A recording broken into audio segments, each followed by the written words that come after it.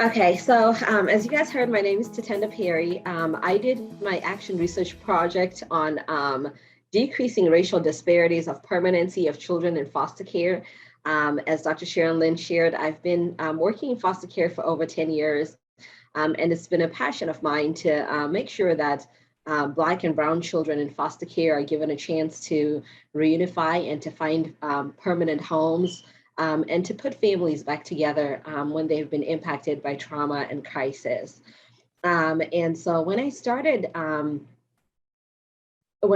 doing my research, I found out that across the country, that Black children, when they're removed from their homes and they go into foster care, they stay in foster care 9 months longer than white children. And so that was something that was very troubling to me. And then when I looked at my own agency, Lutheran Social Services, I looked at data about permanency for the last 3 years. And as you can see from the chart, in fiscal year 18, Black children achieved permanency at a rate of 29%, while white children achieved permanency at a rate of 39%. And in FY19, it was a similar trend. White children achieved permanency at a rate of 37% and Black children at a rate of 27%. In FY20, Black children achieved permanency at a rate of 27%. And white children at a rate of 32%. And then if we look at the data for all children in our agency as a whole, you see that Black children are still reunifying at a lower rate than all children in our agency. And so that was data that was disturbing to me and that was concerning to me, because we're social workers, we mean to do good work. We love the children that we work with, and yet we saw that the trend that was happening across the country was also happening right in my own backyard. And so that was something that motivated me to look into it deeper, to see what is going on, and where is the system failing, and what can I do to make a change. When I looked at the data closely, specifically for FY20, I saw that it took us 3 months longer to find permanency for Black children in my agency than we did for white children. And then when it came to reunification, so when the children were going home with their biological parents, it still took us 2 months longer to reunify Black children with their biological parents than it did white children. And it also took us longer to reunify Black children with their parents than it did all children in our agency. So again, that was data that was very concerning to me, looking at it across the country, and then also looking at it in my own agency. And so when I set out to do my research, my PICO was that if staff who serve African-American children in foster care, staff such as case managers, case assistants, supervisors, and therapists in my own agency receive training and guidance on best and cultural competent practice, such as involving families in decisions, building community support, broadening the search for relatives when children do come into care. If staff understand how their actions such as assessments, documentation, and court recommendations and decisions throughout the life of a case impact the youth and the children that we serve, that those staff would then perceive themselves as becoming better prepared to make informed decisions that decrease the length of stay of African-American children in foster care and that increase reunification of those children with their families. And so how I kind of went about researching this topic was that at first, I distributed a survey to our staff because I wanted to ask our staff, do they feel like they have culturally competent practice in their own social work practice? Do our staff feel like they work in an agency that is culturally competent? Do they feel like they have the tools that they need to demonstrate cultural competence within their agency and within the work that they do? And so in order to ask those questions and to ascertain how staff felt not only about their own practice, but about their agency, I distributed the Culturally and Linguistic Competence Family Organization Assessment Instrument. And then next, I went to look at the charts. So I wanted to see, what is the documentation of children who were reunified last year? What does that documentation tell us about our clients? And so I looked at children who achieved permanency at my agency in the Peoria office in FY20. And I wanted to see if there were any barriers to achieving permanency timely, and if there was any gaps in staff's cultural competence, and to just really look at the charts to see what was going on, and were there any differences in the charts of the children between Black children and white children in terms of reunification and permanency. And so then I used those findings to develop a culturally competence training for our staff. In addition, I also wanted to talk with our biological families to see, do they feel like they receive culturally competent care from the organization? Do they feel like they receive culturally competent care from the social workers that work with them? And what is their feedback to us? I wanted to give them a voice to see what can we do to improve and what can we do to support them. And so when I surveyed staff, I got a response rate from 35 staff members. Most of the staff that responded to the survey were white. We had a small number of Black staff and staff that preferred not to identify their race and their ethnicity. Most of the staff that responded were female. Most of the staff in our agency that are social workers are also female. So this was indicative of the demographic of the agency. As far as the demographics of the ages of the staff, that kind of varied. We had some staff between 25 and 34, 35 and 44, and then 45 and 54 were the primary ages of the respondents to the survey. And so when we asked staff about the agency specifically, I asked staff if they feel like the agency keeps up to date on the populations that we serve and the populations that and we keep track of where our clients live. And most of the staff didn't know if the agency keeps data on population of the clients that we serve. We also asked our staff if they feel like the agency collects demographic data on the staff, and we also asked the staff if they felt like we keep demographic data on the clients, on their national origin, and the clients that we serve. And most of our staff didn't know or they didn't have an understanding of what demographic data is collected by the agency or how it is used. We asked staff if they feel like the agency uses demographic data to identify groups that are not being served and to create a plan to increase services to underserved populations. And again, most of the staff didn't know what the agency's mission is regarding demographic data and how it is shared and how it is used to improve client services. And so this was an area of improvement of the agency for us to disseminate information and training to our staff on what demographic data we collect and how it is actually used to improve services for the clients. And so most of our staff felt like they have personal responsibility in serving their families. Most of our staff reported that they're committed to serving people of color, that they're committed to working in diverse populations. And most of our staff feel like they honor and respect the families that they serve. They honor and respect the diversity of the families that we serve. So that was really encouraging feedback for us to get from our staff. As far as feedback to the agency, most of the staff felt like that they need help from the agency to address issues of cultural and linguistic competence in the vision, in the mission, and in the guiding principles of the agency. More feedback from our staff. About half our staff felt like they personally routinely ensure cultural and linguistic competence through the policies and procedures that they implement.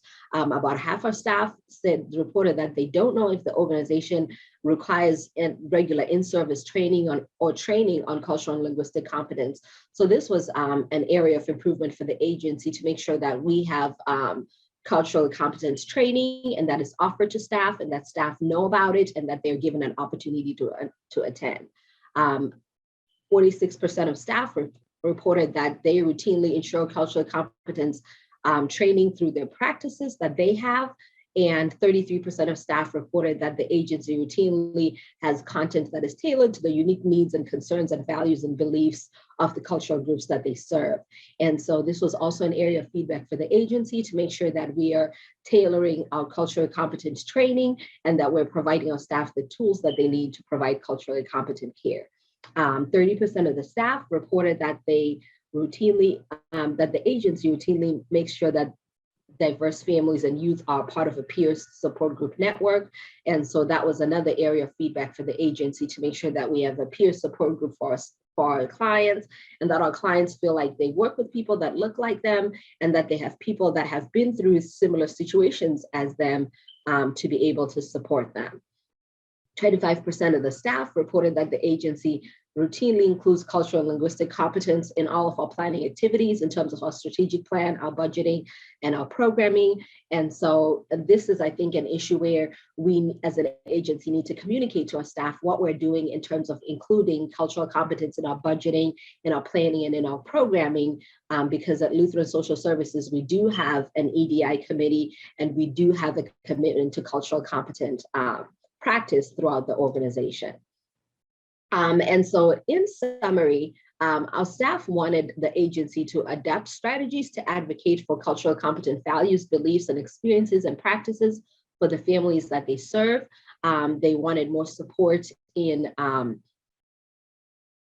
telling the stories of our clients and making sure that there is no discrimination for our clients. And then staff also needed support from professional development and training in activities, so that they feel like they have the tools that they need to demonstrate culturally competent practice to their clients. Staff also wanted support in referrals to services that support culturally competent care and take into account the language of the staff of the clients that they're serving. And so after receiving feedback from the staff, I wanted to look at the client files to see what stories that the client files would tell. So I looked at files of children who achieved permanency in one of my offices, in the Peoria office in FY21. And I wanted, first of all, to see, are we following the Department of Children and Family Services policies and procedure in terms of adoption and guardianship? And then I also wanted to see, are we giving our families a voice? Are our families involved in decisions that concern their case? And then also, are we broadening community support? So are we looking to see if we can find family members and relatives and non-paid caregivers in order to support our children once they come into care? And so of the files that I reviewed, about 15% of them were guardianship cases, so guardianships that were successful, and about 84% of the cases were adoptions that were successful. In the charts that I reviewed, all of the cases followed DCFS policy and procedure in terms of making sure the guardianship or the adoption was done according to policy and procedure. An area of improvement was that only 18% of the families were involved in decisions about their case, as evidence of the presence of child and family team meetings. And so I think that was an area of improvement where we saw that we really need to have more child and family team meetings to give families a voice in certain intervals in their cases, so that they can say and have an input in the decisions that are made about their children. In 100% of the charts, we had family finding checklists. And so we were making an effort to find family members that could take our children for guardianship or for adoption when they came into care. And so the summary of the survey to the staff, and then also looking at the charts, really indicated that training intervention is needed so that staff know the importance of involving families in decisions concerning their children, and then also so that families are involved in their decisions, and that the family's values and beliefs are heard, considered, and addressed when it comes to adoption and guardianship within our agency.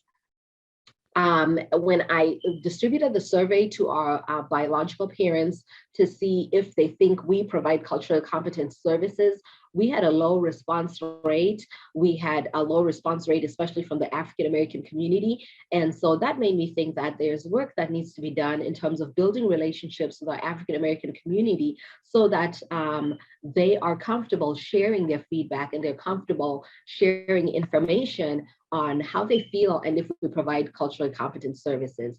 Overall, the feedback from the families that did respond to the survey is that our clients would like for our staff to understand the importance of their cultural beliefs in the treatment process. And then our clients would also like for us to understand their experiences and how their experiences have shaped their lives. So our clients would like for us to know their story and to understand where they're coming from and how their experiences have shaped their lives. I think that the feedback from the survey to the clients shows that we're headed in the right direction.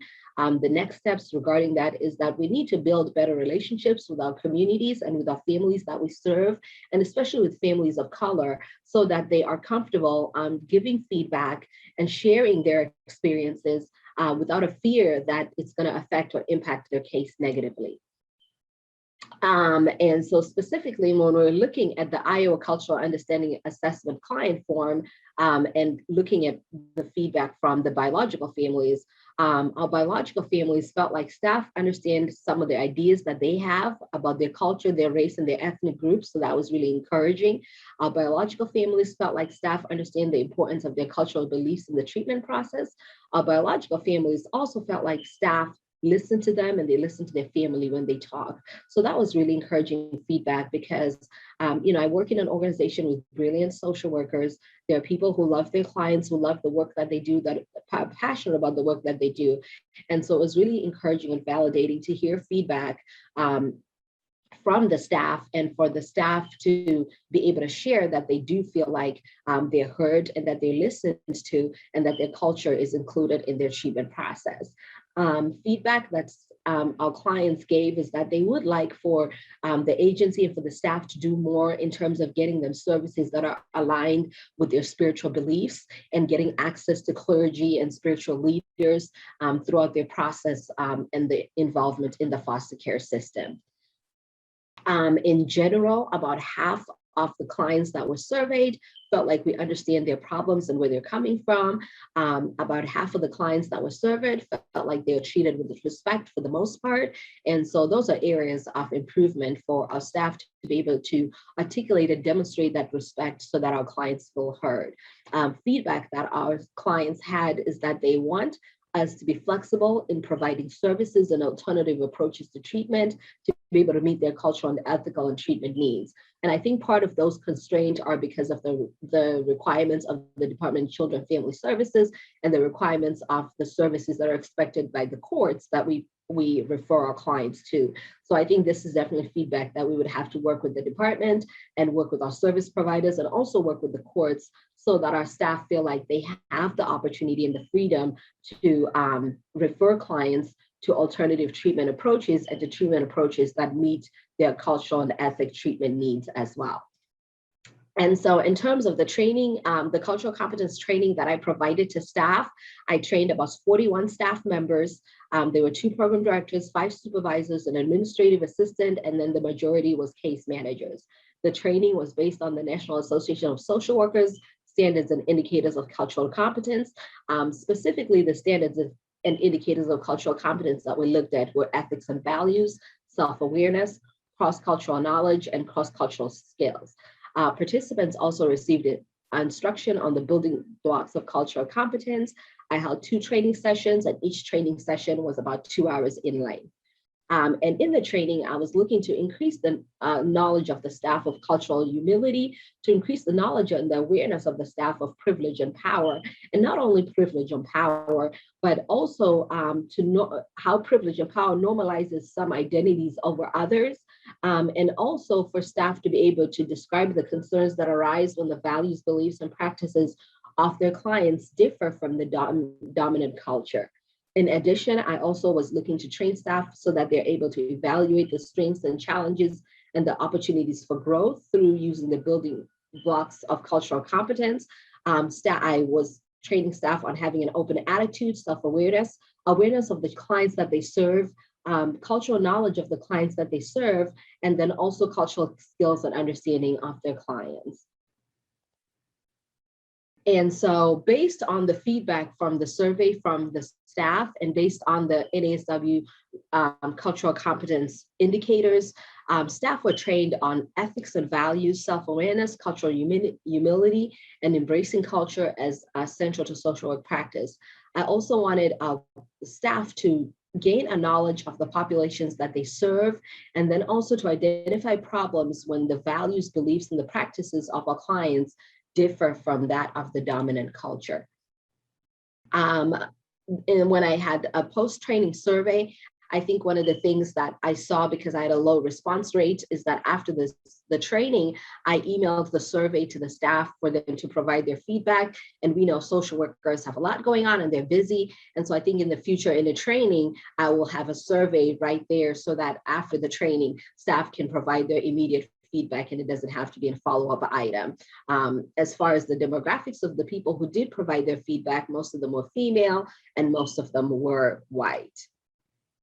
And then the demographics of the ages was really similar to the demographics of the client, of the participants that were trained. And the feedback from the staff was that after the training, they had more knowledge of the definition of cultural humility and that they had a moderate knowledge of their own power and privilege.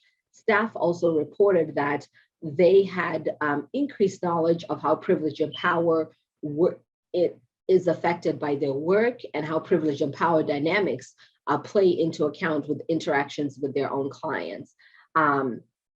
Staff also reported that they're more able to demonstrate cultural humility and sensitivity, and that they're more sensitive to the dynamics of power and privilege in their own social work practice.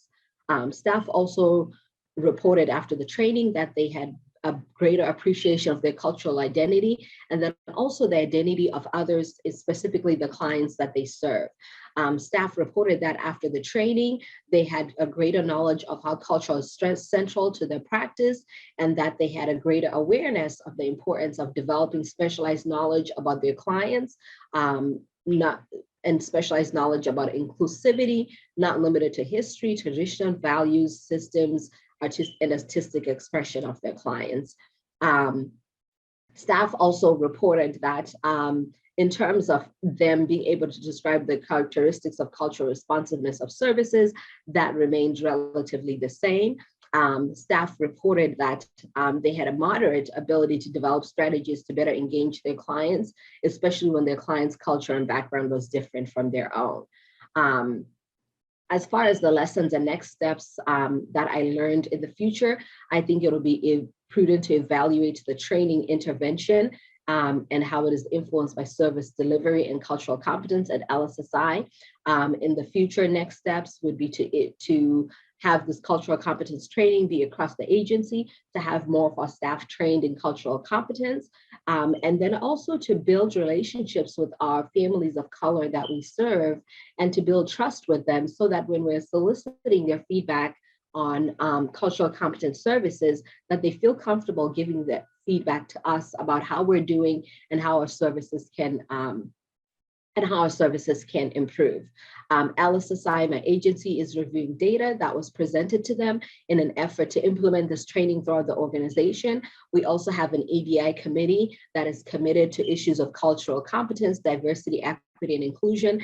And then I think we're also paying a closer attention to reunification services, not only reunification for all of the children as a whole, which is tracked by the department, but making sure we have specific efforts to reunify children of color and to provide permanency for children of color at the same or greater rates than children of other ethnicities and races.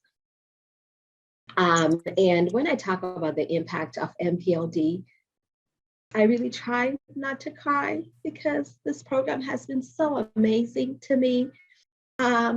First of all, my supervisor, my mentor, my friend Jerry, she encouraged me to join MPLD. And in conversations with her, I didn't think I could do it. I kept telling Arlene when I first started that I'm waiting for them to kick me out. I'm waiting for them to see that I can't do it. And they believed in me so much and encouraged me and motivated me. When I started this program, I was working, I was understaffed, I was pregnant, and they had so much grace with me and showed me so much kindness, and they believed in my abilities. Arlene and Dr. Sharon Lynn and Jerry believed in my abilities when I didn't even think, I had those abilities. So that was the biggest thing, that it gave me confidence. Dr. Sharon Lynn kept encouraging my research skills. She would always compliment my writing, and that was super encouraging for me. Through the encouragement of Arlene and Dr. Sharon Lynn and Jerry, I was able to apply for a PhD program. I didn't think I would get in. I kept waiting to see, am I going to get in? Am I going to be able to do it? And so I've gained so much confidence in my own ability and in my work. I've had an opportunity to work with people that have the same passion that I do. You know, when I first started at LSSI, I started as a program director, and we had a lot of racial tension in my Peoria office, and we had a lot of cultural competence issues. And my supervisor, Jerry, was so supportive. She understood where I was coming from. She empathized with me. She believed in me in turning the office around and really helping me to find a voice to even advocate to the entire agency about cultural competence and the need for cultural competence in our agency with our social worker. So I really appreciate Jerry for giving me a voice, for believing in me, for believing in my work, and for encouraging me with MPLD. I remember having individual supervision with Jerry, telling her, I'm so busy, I don't know if I should do it. I don't know if I should quit. And she was like, no, you can do it. She was helping me to rearrange my schedule. She would, put room in my schedule to be able to do the work of MPLD so that during the day I had time to work on my PICO. I had time to do the research, and I could run ideas by her. And, just kind of championing me when I was like, okay, this is what I want to do. This is what I want to implement. I had to go through an IRB process through my agency to get permission to even do the research, and how she supported me through that process to get my research to be pushed forward. And so I have so much gratitude. I feel like, what I said is not even the half of how I feel, about Jerry and about Arlene, and about Dr. Sharon Lynn, and about their encouragement of my work and my professional development, and also my personal development as a human being. And so I'm so grateful. I'm so grateful for MPLD. I'm so grateful. I feel like I learned and I got way more than I gave throughout this year. And I have nothing but good things to say about MPLD. I'm so grateful.